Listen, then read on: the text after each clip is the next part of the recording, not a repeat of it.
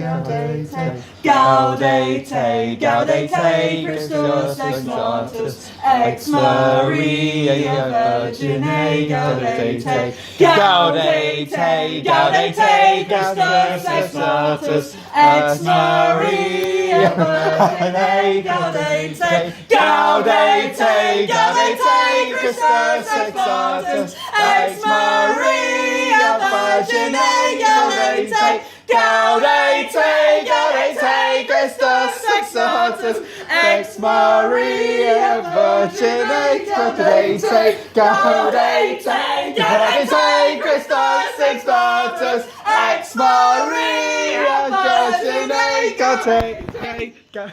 Mom! Have you seen my Gargamel body pillow?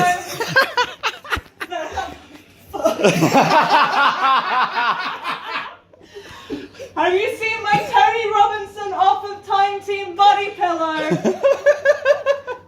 No. Where did you leave it? Well, I took it down with me to the collection of strange rocks near the very straight road. Oh, son, that's not a collection of strange rocks. That's the Anglo-Saxon village. Oh no! I can't believe I've left my Tony Robinson off of Time Team and the Anglo-Saxon village. All of the other archaeologists, Phil, Mick, the one who does the drawings, they'll have burnt it in effigy now, or they'll have fucked it. So, no, but seriously, has anyone seen any of these long hexagons? Because I bought some new shoes recently. Normally I wear them a lot. They're like pointy winkle pickers, and you can choose what kind of buckles you want. And I've got bat buckles on mine. Like actually, they've got little bats on the buckles. They're so cool. But they had options. You could have skulls, or you can have little full moons, or you can have ones made out of like bones. Like it's metal, it's fine. It's not like bone shoes. Bone shoes. You're not a real goth unless you got some bone shoes. I'm gonna work into the concept of bone shoes. But they also had long hexagon buckles, and I was like, why have they got long hexagons? It's always in the goth. Anyone? Okay, fine. So, hello, it's me again! Back with some more of the observational comedy for you. So, me and my friend Dimitri, we come up with new technique to scare away Turks. Our brains, they work as one. We are as one. We have very good bond.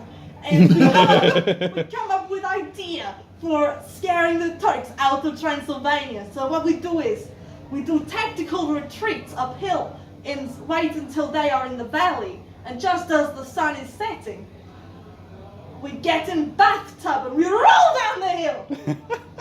Vlad's of the Summer Wine!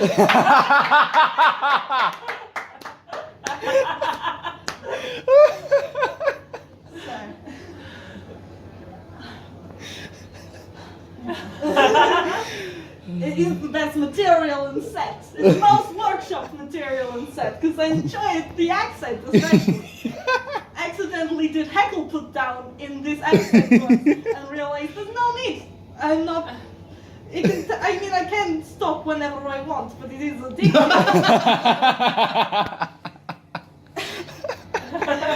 So, hello, it's Katie Mitchell, which is my normal voice.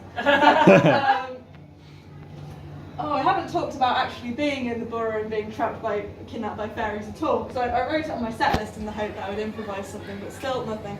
So I might just end up writing these bits about why I had no inspiration for them, but it seems like a good idea. But eventually I was kicked out of the borough, and I'd spent my whole childhood there. The screaming armadillo lady was a character within the borough, but all of her dialogue is on my laptop and I forgot to write it down. I can't remember it because it's long, so I just skipped to that bit, and that's why this bit doesn't make much sense. But life in the borough, growing up, was hard and lonely and cold and dark, But it was my home where I lived under this hill for years and years and years. And I thought that leaving would be such a big thing, because sometimes the fairies let people go. Normally they murder them, but they rarely let people go. But I was banished.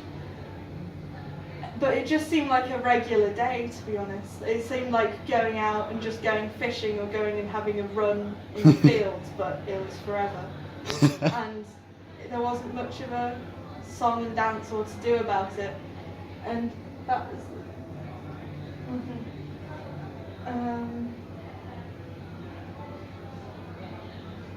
yeah, no, that's all of that. I don't know why. It's, yeah, I do have, like, it's a work in progress.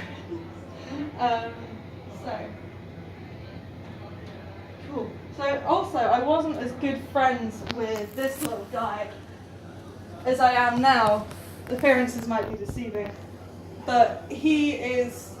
We have a tumultuous past. I didn't used to like him very much, my lovely son.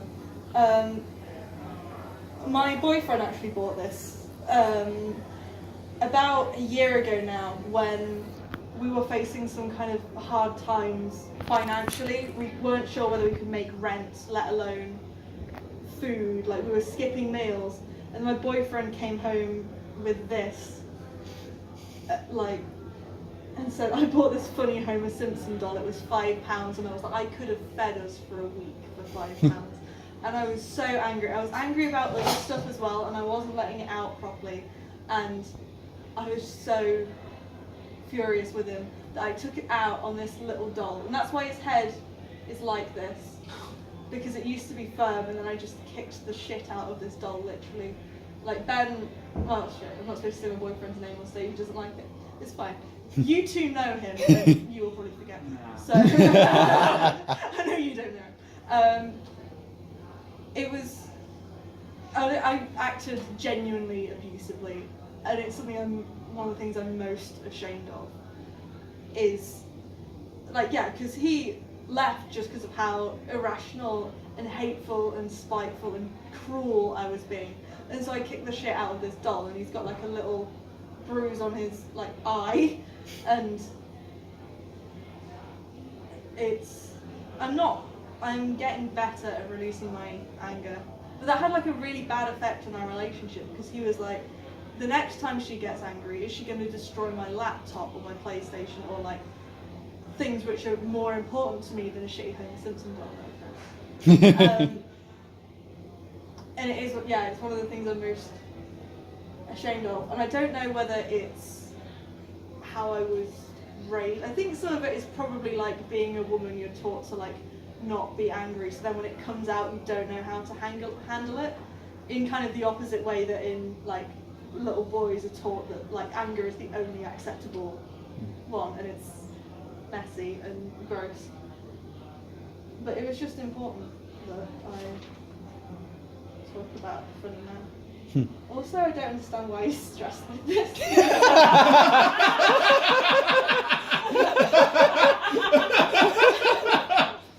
Not how he looks.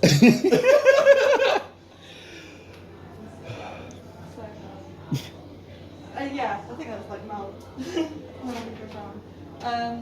So it's me again, Vlad Tepes. We're oscillating between profound and silly voice. Can you tell it's called structure? So, me and Dimitri. Hang on a second. My miss. Oh no, it's fine. So, me and Dimitri. We get injured in battle at one point. Both get hit on the same leg. It's like we brothers or something. We are as one. It's so freaky. We're really good friends, and we both get injured. We get stabbed in the leg by dying men. And it really hurt. And so we couldn't go out in battle anymore. We had to stay behind in castle. And eventually we form ragtag bands full of elderly bank managers and snotty young boys, and we're supposed to like guard the castle, but generally people like Turks can't get through. But one day a small segment of the Turkish army, they managed to sneak through and try and take over the castle, and they line us all up, they capture us, and they say they're gonna kill us when they find out our names. And so we're all in a line, like next to Dmitri, and the Turkish guy, he asks Dmitri for his name, and I say, don't tell him, Dmitri! Vlad's army!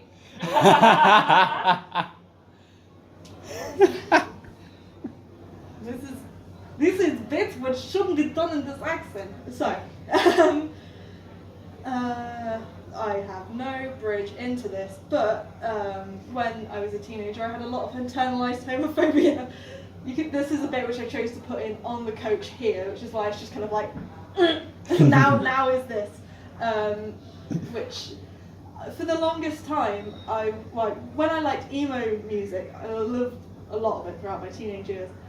And I loved every band apart from Paramore, and there's no reason why I shouldn't like Paramore. But at the time, I hated them with a burning passion. But I had a massive poster of Hayley Williams opposite my bed in my bedroom, which says a lot about my sexuality. And I just didn't like them because I found Hayley Williams attractive, and that made me feel gay, and I didn't like it, so I was just in massive denial. And realised several years later, and now Paramore are probably like the band I listen to the most, just because I missed out on them first time round. I'm having a little bit of an emo revival where I listened to all the stuff where I was like 11 to 14, and then I was like, no, I'm a goth now, I'm only going to listen to Bauhaus and The Cure. And then I've just started listening to emo stuff again, because I realised it doesn't really matter. No one cares. No, good. And I did a similar thing with was cutting off friends in my very early teens. When I found out that I had a crush on them, I was so angry that they brought it out on me. It's almost kind of like a male style reaction of, oh, you made me fancy you, I hate you, and I'm going to try and ruin your life. It was gross. I don't do that anymore. I've reconciled with all the people who I did that with. But I was like 12. Oh, she's getting defensive. That's something to examine when I start therapy next week. So his main white tetas. This formula's a bit too predictable. Might change it around a bit. So, hello, doing some more of the observational comedy for you. So, when me and Dmitri, we go to Transylvania, in Transylvania, we go all the way to Ottoman Empire when we were invading. And when we are there, Dmitri, he loots exotic land. And when he rub it, out comes Blue Genie with voice of Robin Williams. and he say to us, I'll grant you 3 wishes. You can become wealthiest man in the world. You can become powerful sultan. You could marry beautiful princess with tiger. And me and Dmitri, we look at each other and we know what each other are thinking. We are as one. We know, and we know what we're gonna do. And we impale him. Aladdin. He's my favorite. It is my favorite one. Jesus Christ. Right, so now we're on to, it's been 5 years since I tried to kill myself. So, I'm very, like it's Alcoholics Anonymous. There's a more recent one coming up. Sorry, I've not been the best in the circle of friends. So yeah, when I was 16, I tried to kill myself. This seemed much more flowing and profound in my head now, which is good. So, basically, I took a load of painkillers because I hated the way my life was going. It was in between Boxing Day and New Year 2013, and I was I finished my GCSEs and done really well, and so I did biology, chemistry, maths and physics for my A-levels, and I was hating it. And at the time I decided that I was going to grow up and I wasn't going to do the goth thing anymore, and so I bought a pair of blue jeans from a charity shop, and I just wore jeans and a t-shirt, and I didn't do this so much. I did it a bit, but I cut my hair really short as well, so I couldn't backcomb it like I used to.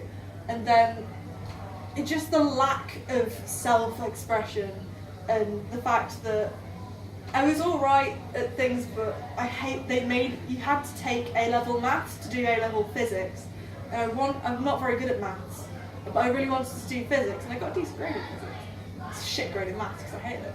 But I just hated everything. I couldn't really see a way out, and so I took a load of pills of mefenamic acid, which are for period pain, which I'm not sure if they weren't down there for very long, because basically both of these were very non-committal suicide attempts, and I lasted about 4 seconds before it was kind of this profound moment of, I had loads of posters in my bedroom like most teenagers do, and a lot of them, I don't want to be like elitist and wankery, but a load of them were posters you couldn't even get in Kerrang! So I printed them off at school to the chagrin of the librarian, because I used up so much free colour printing, which as a university student, God, I'm envious of free colour printing.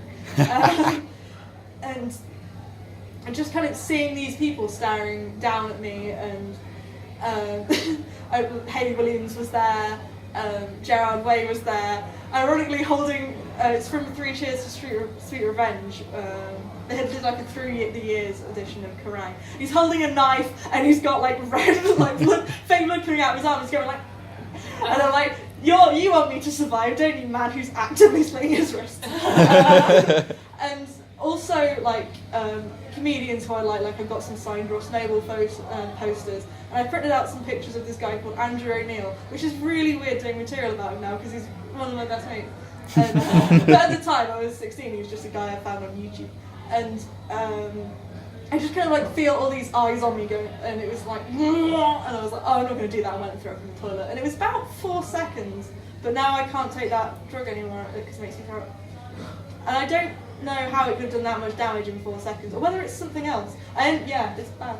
It's annoying. Yeah, during the summer I ended up in hospital with gastroenteritis, and after like the most pain I've ever been in, and also the most like out of my mind, if I die now I would be fine with it kind of thing.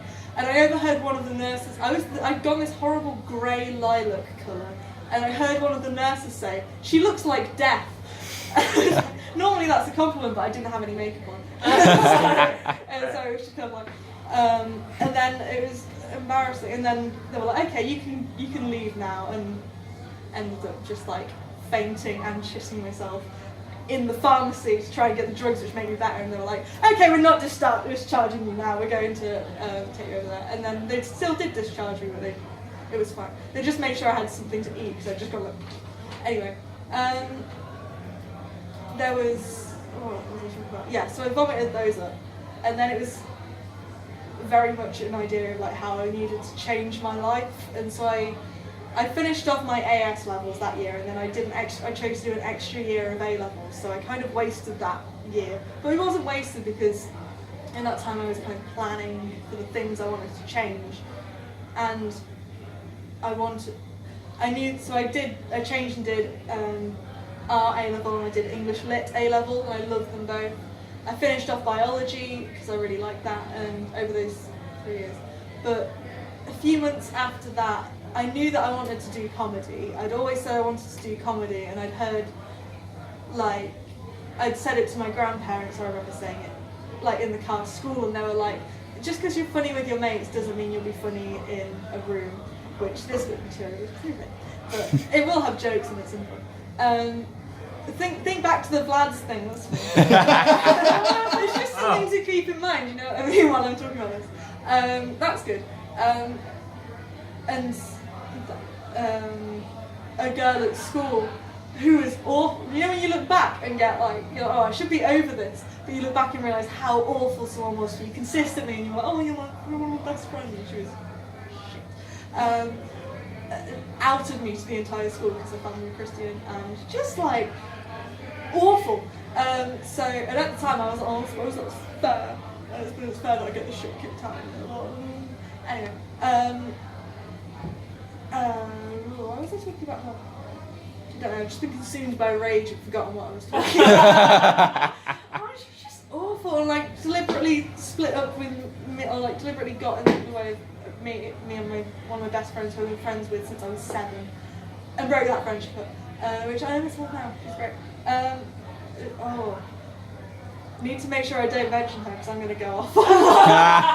Bearing in mind I haven't seen her since I was 16 and I'm now 21. It's bad. I shouldn't be talking about this. So, she, I was in school. Oh yeah, yeah. But she was the person who said that it was scientifically proven that women can't be funny. She said that. She. Fucking traitor. Yeah, it's fine. Apparently she's hooked on MCAT now, so... Oh, I love that. I used to block people on Facebook a lot, and now I go and see how many kids they've got, and I go like, so... which, I don't know, 21 is reasonable, I think, but, like, it was when we were, like, 16 and they got, like, 2, and I was like... which is, oh, that's judgmental. No, but I just think about, you know, it's a lot of pain.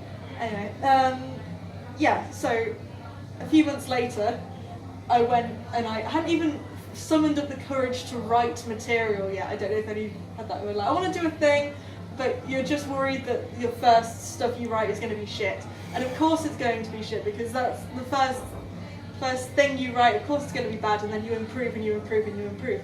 Hopefully, maybe this bit doesn't quite evidence this. And so I went to see this guy, this comedian who I really fucking like and found him on YouTube. And I got to see him for the first time, saw his show, Andrew Neil is Easily Distracted, which is a really good show. And then afterwards I kind of hung back and I brought my CD of his band, The Men That Want to Play For Nothing With Me, and I bought a t-shirt, which I've still got, and I got him to sign my CD, and I was like, oh.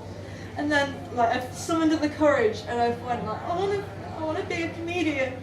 And it was kind of all tumultuous and in my head. And he said to me, I don't fucking do that, it's bullshit. I think because that one, it was a gig in Nottingham, which he was doing in an arts centre, but not enough people had turned up, know the feeling. So he had to be moved into a smaller room and there were a quiet audience. It was, to be fair, it was entirely valid. And so that was that. Yeah, he was just like, don't do that. And then I ignored him and here I am. So, I've got a bit of material which I can do the short version of, or the long and tedious version. Any preferences? I'm aware I'm taking up quite a lot of time and you still got to go on, but I think I'm going to do the I kind of want the long and tedious version. Good. So on the 52nd day of Christmas, my true love gave to me King of Hearts, Queen of Hearts, Jack of Hearts, 10 of Hearts, 9 of Hearts, 8 of Hearts, 7 of Hearts, 6 of Hearts, 5 of Hearts. We've done 2 audience members.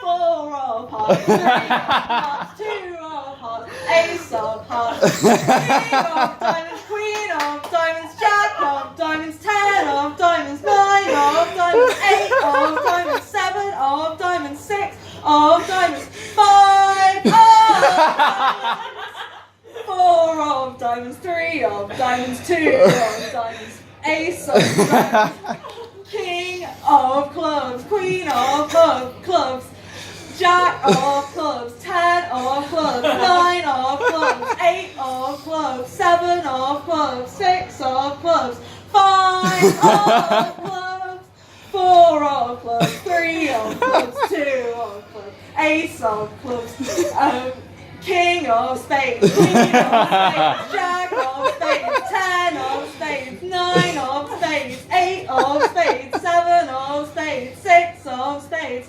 5 of Spades, 4 of Spades, 3 of Spades, 2 of Spades, and the Ace of Spades! The Ace of Spades! And don't forget the Joker! Yes! Yeah! Part of me is thinking I should do an entirely absurd show and skip the deep stuff. But anyway, so we have the second part of the suicide section. Which takes place when I was 21 and I'm 21 now.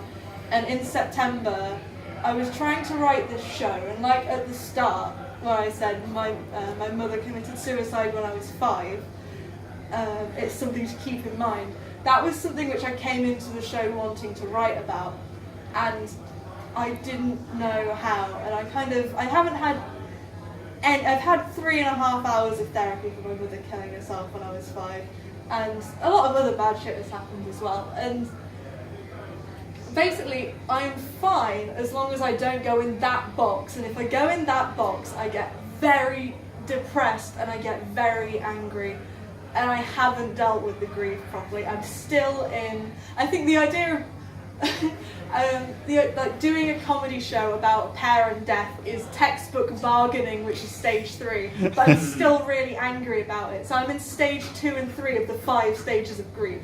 So that's like, I've got a long way to go, and it's been over 15 years, like it's bad. And it just, I was angry and very much not, oh yeah, we're talking about killing myself again. You missed the funny punchline of the other bit. I just assumed it was just going to be cut. Yeah, it was, and then I ended it with Do it again. please. Well, that's good. Do it again. Can I pull out my post? From the top! Please. When I was rehearsing the cards thing, I thought it was really funny. My boyfriend did the first time, but obviously I did it 4 times in a row, and he's like, "Stop that, or I'm leaving you." So I'm not allowed to practice that in the house anymore, which is why I have to count it on my fingers. I'd love it to be nice and slick, but it's just like 52 high. So yeah. Me trying to kill myself in September, it was September 2018, and I used that loosely. I didn't get as far as I did the previous time. My idea was that I was really fucked up and angry and the world and everything, and I was going to go and jump off a bridge. And my plan was, and I was walking to the bridge, and I was really, really angry at all the traffic because there was like I had to wait for ages at the crossings to go across. If I wanted to kill myself, I could have just thrown myself in front of the many double-decker buses which were going past, and I was like, oh, I can't believe it's so inconvenient that it's going to take me so long to kill myself. And then I got to the bridge I was thinking of, and there'd been heavy rain, and it's not that high anyway, and it was about 4 feet off the surface of the water, and I was like, well, I'm going to do it anyway, I might drown. Out of hope. I've jumped off things higher than this bridge into water and I've been fine, but I was like, I'm gonna do it. And then I got my bag with me because I come straight from uni, and I was like, I don't want my hard drive to get wet. So I put it on the side of the bridge, and I was going to jump, and then I was like, actually, I don't want anyone to steal my hard drive because it's got my uni work on.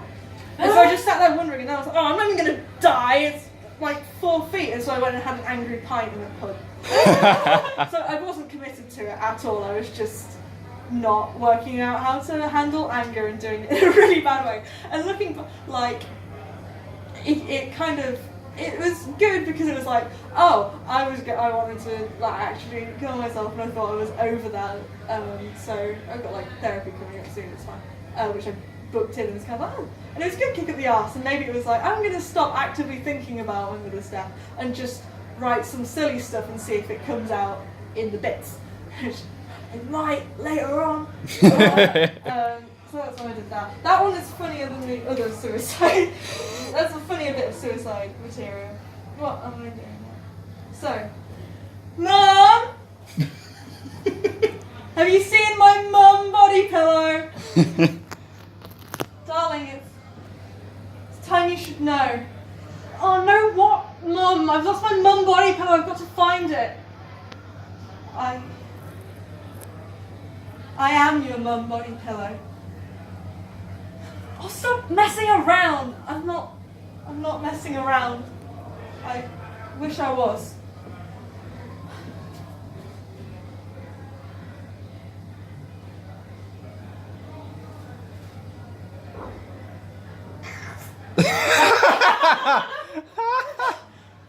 But if you're my mum body pillow, then what happened to my real mum? Darling, you know what happened to your real mum. She's still there still there by that one tree near the roundabout coming off the A6. Oh no! I can't believe I've left my real mum near that one tree near the roundabout on the A6. Stop doing this. Just stop and try try and come to terms with it and stop keeping me here like this. You've got to let me go. Oh, all of the priests, the mourners, the people who zip-tied flowers to the nearby lamppost. They'll have burnt it in effigy by now. Darling, it was a cremation. I chose it, I put it in my will before I died, before the crash, where I just thought it would help people let me go. I thought it would help you let me go. Being able to just physically scatter me like that. Please let me go. They'll have burnt her in effigy by now. We don't know that. Hello, it's me, Vlad Tepes. Vlad the Impaler. So, one time I look at Dimitri, he is now a robot. Blade Runner! I can see the parts of the show which have had more working. So, I realise now, the long hexagons, does anyone with the long hexagons? Okay. I realise now, I should have done this earlier, I actually did a diagram of the long hexagons, which I should have shown you. So, has anyone seen any of these long hexagons?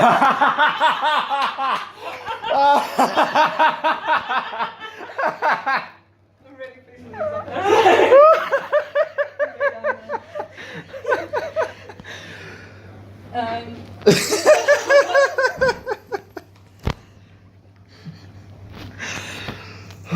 thought it was broken glass, but it's confetti, but ha!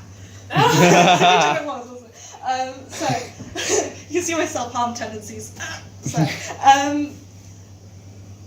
like a notion of reality, that's a fun thing to bring in right at the end. But all of the memories I have of my mum are ones I made. Don't know where else I get them from. But I had a thing after my mum died. They thought it was some kind of epilepsy or something where I would be talking and then just kind of lights out in the middle of a sentence. It really freaked my grandparents out. My grandparents adopted me after my mum died. And they was trying to work out, and I remember having a brain scan, and I was really fucked off because there was another boy having a brain scan at the same time as me, and he got to play on PlayStation 2, but I only got to watch the Rugrats. And I just started at a new school, and do you ever start a new school when you're about 6 and go, oh, has anyone else had their brain scan yet at the hospital? That's a normal thing. Instant bullying, second day. But I had that, and it turns out that I didn't have epilepsy or anything physically wrong with me. It was just me trying to comprehend death at the age of 5. They didn't tell me my mum would kill herself at that age, because how can you? They told me when I was 12, and I had lots of things, and it was bad. But